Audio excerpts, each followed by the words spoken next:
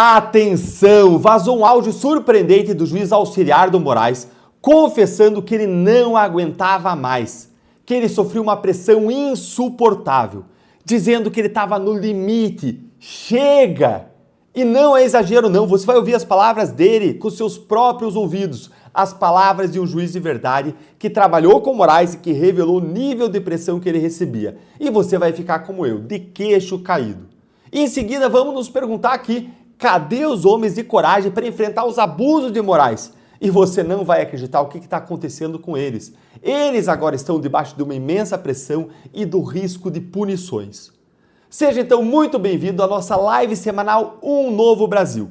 Esse aqui é um espaço feito para quem ama o Brasil e para quem acredita que é possível transformá-lo sem precisar ir embora. Que a saída para o Brasil não é pela porta do aeroporto. É ficar e é lutar. É para quem sonha com um Brasil mais grandioso, ou melhor, mais Magnitsky. E esse é o nosso espaço para analisar os principais acontecimentos da política nacional e celebrar as conquistas do time do Novo, que nessa semana tem uma surpresa, mais uma surpresa grandiosa para o país, e eu já estou aqui em São Paulo para essa surpresa e eu vou te contar no final qual que ela é. O Novo é o time que segue firme enfrentando os abusos do STF e os desgovernos desse desgoverno Lula. É uma enorme honra ser embaixador do Novo e estar aqui para compartilhar como que a gente está atuando lá na linha de frente por um Brasil mais justo, mais livre e mais próspero. Vamos juntos endireitar o Brasil e vamos aqui direto ao ponto. O juiz auxiliar de Moraes, o Ayrton Vieira, que fazia parte da sua equipe jurídica e ocupava o cargo de juiz instrutor no gabinete, ou seja, era o braço direito ali do ministro nos bastidores dos inquéritos mais pesados que a gente vê na imprensa, esse juiz soltou o verbo e o Brasil pode agora conferir porque o áudio vazou nesse segundo episódio da Vaza Toga. Ouve aqui agora comigo, ó. Acompanha aí que é surreal. Bom dia, Eduardo, tudo bem? Olha, realmente a coisa está feia, viu? Eu não estou aguentando mais em termos físicos, psicológicos, emocionais. Eu não consigo dormir sossegado, eu não tenho tranquilidade. Eu estou perdendo completamente a rigidez mental, o pouco que eu ainda tinha, viu? Gente, prestou atenção nisso aí? Se isso não te causa um nó na garganta, é porque você ainda não entendeu o que esse áudio aí representa. Esse juiz ele está sob as ordens do ministro e ele trabalha nos processos que a gente vê diariamente na TV, na internet, na mídia. Para quem pensa que o Moraes tem uma equipe alinhada com a sua visão e os seus métodos, olha, parece que está enganado. O seu auxiliar aqui transparece aí que ele estava completamente abalado com o que ele estava fazendo. Será que a gente está falando de um gabinete técnico, racional, imparcial, que defende a democracia? E me responde, que tipo de ambiente leva um juiz concursado, estável, respeitado ao colapso emocional? Calma que piora, olha aí. Realmente a coisa está feia. É o que você disse aí, realmente, até depois em questões de audiência de custódia, sabe, ele vem dando palpite, espera um pouco, né? Olha, eu não sei como vai evoluir isso, honestamente falando, mas eu sei que eu já cheguei ao meu limite. Aliás, já ultrapassei o meu limite faz tempo. E é que agora eu estou numa situação, né? Eu havia pensado, já tinha decidido antecipar a minha passagem, né? Eu falei, bom, agora que a temperatura vai diminuir, etc. Só que voltou a subir de uma forma exponencial. E agora eu fico constrangido de antecipar qualquer coisa, porque passaria a impressão de que eu estaria saindo, pulando do barco justamente no momento, talvez, de maior tempestade. Isso eu acho desagradável, eu não faria, né? Deixando, no caso, o ministro na mão. Mas está muito difícil. Minha família está sendo extremamente prejudicada. E toda essa situação, além de tudo, né, do trabalho, porque se a situação do trabalho fosse boa, tudo bem. Mas essa situação, sabe, pressão para tudo quanto é lado, cobrança, o que a gente fala não tem crédito, tudo para anteontem. Estamos cercados também de gente que, como você escreveu aí em cima, sabe? Então é muito difícil, muito difícil. Ouviram? Olha, é muita coisa aí. Ele diz que o ministro interfere até onde não devia, como nas audiências de custódia. Se fosse interferir para fazer a lei valer, aí não era interferência, né? Aí o juiz ia até agradecer para Alexandre de Moraes. Por que o juiz está passado, indignado, reclamando aí com essa interferência, com ele metendo ali o bedelho dele? Você consegue entender isso? Moraes estava dando palpite, direcionando a seu gosto a atuação de um juiz, até em audiências em que deveria ter aí uma atuação técnica. Fica claro que o ministro queria controlar tudo, cada detalhe, cada vírgula, cada decisão, tudo de acordo com a sua imperial vontade. Pelo jeito, o juiz percebeu que trabalhava em um espaço tomado por obsessão, por paranoia, por sede de controle, por perseguição ideológica.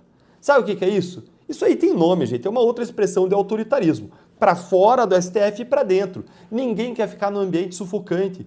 A gente não está falando de um lugar com muito trabalho. O juiz nem reclama disso, mas da pressão indevida. E onde que está o STF para defender o colaborador seu, hein? Onde que está a grande imprensa para dar destaque a isso?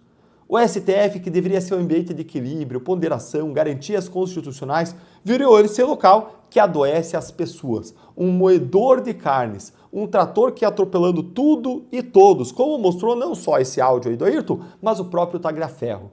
E se você acha que é exagero, eu convido você a refletir.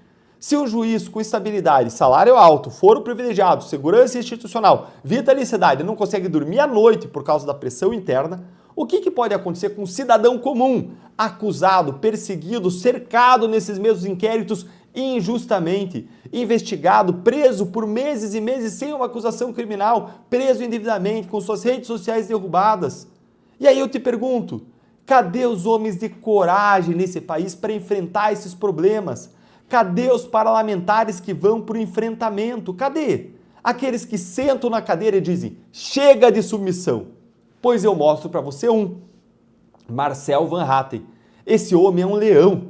Antes de eu te mostrar o que ele fez, eu vou pedir para você curtir o nosso vídeo e seguir o nosso canal para nossa mensagem e time aumentarem cada vez mais. Na semana passada, o Marcel ele tomou a presidência da Câmara ali por alguns minutos, a cadeira da secretaria junto com a cadeira da presidência pelo Polon, foi tomado por outro parlamentar, impedindo o início dos trabalhos com uma forma de protesto pela falta da votação da anistia a Bolsonaro e aos presos políticos 8 de janeiro. Já tem apoio para votar, mas o presidente, Hugo Motta, não colocou em votação. E sabe o que aconteceu? Agora o Hugo Motta pode até suspender o mandato do Marcel Van Hatten junto com o mandato de outros parlamentares da direita e agora eles estão debaixo de uma imensa pressão e de riscos. Confere aqui comigo, ó. Olha isso aqui. Motim na Câmara. Corregedoria recebe pedido de punições contra deputados e tem 48 horas para se manifestar. Corregedor Diego Coronel espera apresentar à cúpula da casa até a próxima quarta-feira os pareceres e processos disciplinares contra os parlamentares que bloquearam os trabalhos da casa. 14 deputados estão na mira, mas a lista pode aumentar. Na semana passada, Coronel já tinha dito ao G1 que pretende se reunir com o presidente da Câmara, Hugo Motta, para tratar das denúncias. As conclusões de Coronel são submetidas à mesa diretora, formada por Motta e mais 6 deputados, a quem cabe recomendar formalmente a suspensão imediata de um parlamentar. Gente, representações, pedidos e punições acontecem toda hora lá na Câmara. O problema é quando o presidente da casa, que tem muito poder, que pode direcionar para que uma punição aconteça, quando ele quer punir. E essa é, infelizmente, a situação atual. Olha aqui, primeiro aconteceu isso aí, ó. Hugo Motta é aconselhado a suspender Van Hatten após impedir o presidente da Câmara de sentar na cadeira. Medida vista como importante para a demonstração de poder do comandante da Câmara. Pois é, gente. O presidente Hugo Motta não conseguiu resolver o protesto. Quem resolveu foi Arthur Lira, o ex-presidente, que é quem realmente manda. E aí o Motta foi aconselhado a retalhar para afirmar o seu poder. E adivinha se ele gostou do conselho? Olha aqui se ele gostou ou não. Motta ameaça suspender por 6 meses bolsonaristas que mantiverem motim na Câmara. Deputados tomaram mesa da casa em protesto contra a prisão de Bolsonaro. É isso, gente, a esquerda e o Motta, que aliás estavam ali, ó, juntinhos, olha aí, para comemorar o aniversário de quem? Do mensaleiro José Dirceu, olha aí os dois juntinhos, ó, o Motta e o José Dirceu, juntinhos, tinha até o deputado do caso Dinheiro da Cueca. Agora eles querem tratar um ato de protesto legítimo como motim. Justamente a esquerda, que é quem mais faz balbúrdia. Eles querem agora, a esquerda, criminalizar a política, exatamente como Moraes faz com a liberdade de expressão. E sabe o que isso significa? Que agora quem ousa reagir é silenciado. Que o poder legislativo está virando um puxadinho do STF. Que o medo virou método. Mas deixa eu te dizer uma coisa. O que o Marcel fez é legítimo. É resistência, é exercício do mandato parlamentar. Assim por eles ficam ali, conversam, votam, ele pode ir lá, tá lá em cima, na parte de cima da mesa, não tem problema nenhum. Quem ocupa uma cadeira no Congresso tem a obrigação de ser voz da sociedade e não marionete do sistema. Por isso, eu sempre te convido a fazer parte também do nosso time do Partido Novo, um time que tem coragem para enfrentar os abusos dos donos do poder. Onde luta o Marcel. E eu já vou te contar a surpresa que eu prometi, mas com você ao nosso lado, nós vamos lutar com ainda mais força. Lembra o seguinte, você pode lutar sozinho, mas um soldado sozinho não conquista uma cidade. A gente sozinho pode pouco. A gente precisa estar junto no exército, especialmente quando a gente precisa conquistar, diga-se de passagem aí, viu, Alexandre de Moraes? Conquistar democraticamente a cidade de Brasília. A gente precisa de um exército para isso. E para dar esse passo agora mesmo é simples. Basta você usar o QR Code aqui que eu estou jogando aqui na tela, ou você clicar no link da descrição da bio das minhas redes, ou acessar então diretamente deltandallagnol.com.br/novo para você se filiar. E ao se filiar, você se junta a uma comunidade engajada, determinada, ao lado do Marcel Van Hatten, Ricardo Salles, Eduardo Girão, gente que tem mostrado coragem e está realmente fazendo a diferença no Congresso. Vem então junto com a gente e, para terminar, eu quero fazer um convite especial que é o Encontro Nacional do Novo em 2025. Atenção que vai ser muito mais do que um grande evento. Vai ser a celebração de 10 anos de história do Novo, de luta por princípios, construção de uma nova política no Brasil, sem fisiologismo, sem corrupção, uma visão de direita, de liberdades, botar bandido na cadeia, combate à corrupção, combate aos abusos supremos, geração de emprego e renda. E a gente vai estar com as nossas maiores personalidades presentes, com uma série de palestras do tipo TED Talk de 12 minutos cada, sequenciais, e com uma surpresa especial. Agora sim a surpresa. Rufe os tambores aí, ó. E a surpresa é um lançamento nacional imperdível. Dá uma olhadinha aqui nesse lançamento nacional. Vai ser o evento de lançamento da pré-candidatura do nosso candidato a presidente, Romeu Zema. Depois de conversar e de ser incentivado por outros atores da direita, como Bolsonaro, Ratinho, Bolsonaro a maior liderança da direita no país, a visão de todos é que está na hora de apresentar nomes que unam eleitores hoje, dos seus estados, e se unam entre si mais para frente com o objetivo de derrotar o PT. Zema era até 2018 um cara desconhecido. Ele nunca tinha disputado uma eleição, mas com o coração cheio de compaixão a ver o estado de Minas Gerais destruído pelo PT. O que ele fez? Ele enfrentou os poderosos e ele venceu. Romeu Zema assumiu o governo de Minas Gerais arrasado pela gestão petista. Colocou a casa em ordem, as contas saíram do vermelho, os servidores receberam seus salários em dia, os investimentos voltaram, junto com mais de 1 milhão de empregos que foram gerados. A redução da criminalidade violenta caiu pela metade. As primeiras posições no ranking de educação nacional foram alcançadas. E agora é a hora de ter compaixão por outro estado que vem sendo destruído pelo PT, que é o estado brasileiro. Em 2025, os brasileiros assistem indignados a um país que repete os seus erros, que levou o nosso país ao buraco. As pessoas que levaram o nosso país ao buraco estão de volta à cena do crime. O Brasil está quebrado, mesmo com impostos subindo o tempo todo. Vivemos o retorno da censura e da corrupção. O crime organizado cresce, a esperança encolhe. É hora de mudar de rumo. O que deu certo em Minas vai dar certo em todo o Brasil. Então eu espero você lá, nesse próximo sábado, na Anshan, aqui em São Paulo. E se você for, eu tenho certeza de que você vai sair com uma nova paixão. Uma paixão por um time de pessoas que é um time de cidadãos que querem mudar o Brasil. Você vai ter o seu patriotismo reforçado, porque é um time de pessoas apaixonadas pelo nosso país e que decidiram não desistir.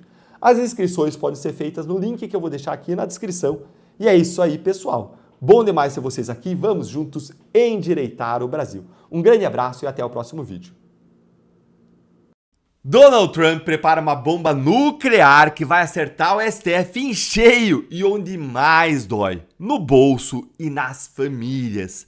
Para aí o que você está fazendo, porque nesse nosso encontro com justiça eu vou mostrar para você 3 coisas surreais que mostram que os ministros se ferraram de vez. Primeiro, como que o presidente americano Donald Trump ele se prepara para soltar uma bomba nuclear em cima do calcanhar de Aquiles dos ministros, que são as famílias, os negócios e os escritórios de advocacia dos familiares. Segundo, eu vou mostrar para você como que o ministro do STF já até pediu para o filho que nem volte mais para os Estados Unidos, um filho que trabalhava lá e que não vai voltar depois das sanções.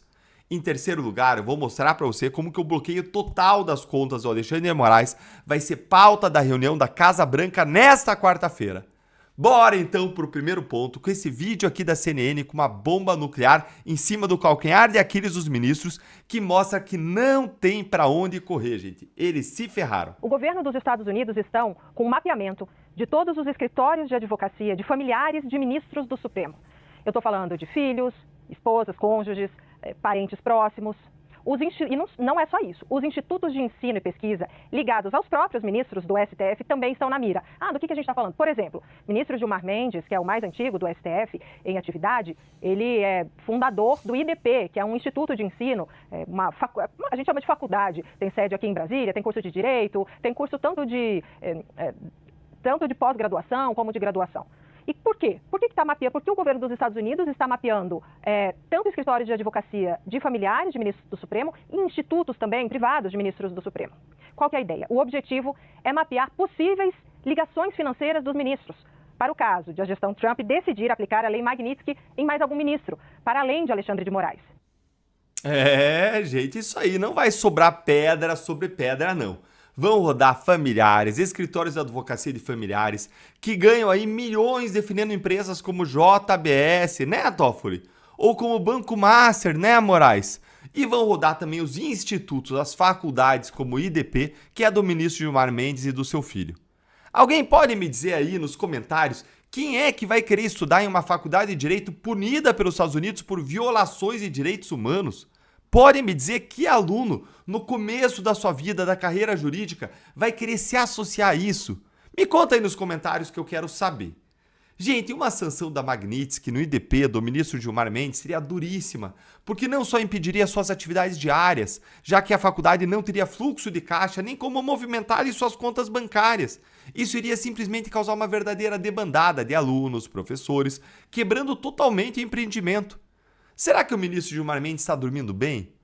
Olha, que eu fiquei sabendo por aí que eles estão tranquilos, nem um pouquinho preocupados. Tudo vai continuar como sempre. Vejam, as instituições estão funcionando. Sempre teremos Paris. Só que não, viu, ministro? Gente, olha só como que a ficha está caindo pesadamente para os ministros. Um dos filhos do ministro Barroso, o Bernardo, teve que desistir de voltar para os Estados Unidos, onde ele morava e trabalhava no banco BTG Pactual. Leiam aqui comigo esta matéria do portal UOL. Olha aí. Aqui, ó. Filho de Barroso desiste de voltar aos Estados Unidos após sanção de Trump. O que diz a matéria? O filho de Luiz Roberto Barroso, presidente do STF, o Bernardo, ele decidiu não voltar para os Estados Unidos depois do governo Donald Trump suspender os vistos de ministros do Supremo e dos seus familiares. O filho do Barroso atua como diretor do BTG Pactual em Miami. Ele viajou de férias para a Europa antes do governo Trump anunciar sanções aos ministros do Supremo em 18 de julho deste ano. Segundo pessoas próximas ao ministro, foi o próprio Barroso quem teria orientado o filho a não tentar retornar. Ele estaria com receio de as sanções afetarem seus familiares. Ainda não está claro se o cancelamento do visto teria afetado diretamente o Bernardo, mas, segundo o UOL apurou, a decisão foi tomada por precaução. Executivo deve viajar para o Brasil. No seu LinkedIn, consultado na tarde de hoje, o Bernardo ainda se identifica como diretor associado do banco, atuando presencialmente em Miami. Antes de ocupar o posto, ele trabalhava no escritório do banco em Nova York e fez carreira nos Estados Unidos. A situação deixou o ministro abalado. O UOL ouviu de interlocutores sob a condição de anonimato que o ministro ficou abalado com a situação e a possibilidade de afetar a sua família. Gente, que situação difícil. Eu não consigo imaginar como deve ser difícil para um pai ver o seu filho ter os seus sonhos, a sua vida, a sua carreira cortada abruptamente dessa forma por culpa de uma outra pessoa.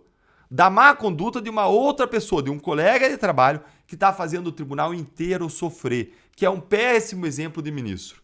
Deve ser desolador, deve ser destruidor, deve afetar negativamente até a vida familiar. Eu não desejo isso para ninguém. Assim como eu não desejo, nunca desejei, que famílias fossem destruídas por punições injustas e desproporcionais que vêm sendo aplicadas pelo STF. Agora, bora para o terceiro ponto que eu vou mostrar para vocês agora como que o bloqueio total das contas do Moraes vai ser a pauta de uma reunião na Casa Branca com Eduardo Bolsonaro e Paulo Figueiredo. Informação que saiu aí na coluna da Bela Megali no jornal O Globo. Olha aí comigo. O deputado federal vai discutir com integrantes da gestão do Trump a eficácia que a lei Magnitsky imposta contra o magistrado teve até o momento. Além disso, vai debater as interpretações que os bancos brasileiros vêm fazendo sobre o alcance da punição. Nas reuniões em Washington, Eduardo Bolsonaro vai levar reportagens que mostram que parte das instituições financeiras avaliam que as operações em real estão liberadas e que o ministro Alexandre de Moraes pode seguir com suas contas ativas no Brasil.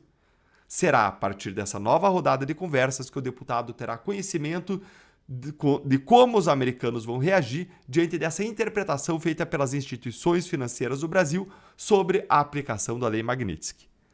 Olha, se a gente sabe alguma coisa de Donald Trump, é que ele não vai reagir nada bem a isso aí.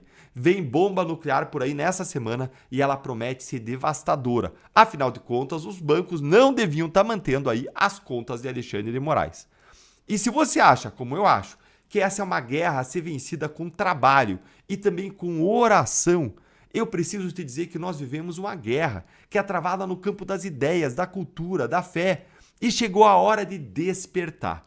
Então, se você é cristão, se você defende a verdade e valores inegociáveis, não deixe de participar no dia 19 de agosto, terça-feira que vem, às 20 horas, da aula magna Guerra Cultural, a batalha pela sua mente. Vai ser uma aula comigo e com a Cris Correia, especialista nesse assunto. A gente quer te ensinar a entender a realidade política e social do Brasil a partir dos olhos cristãos, de uma lente cristã, da visão cristã e da visão bíblica. Nós esperamos você lá.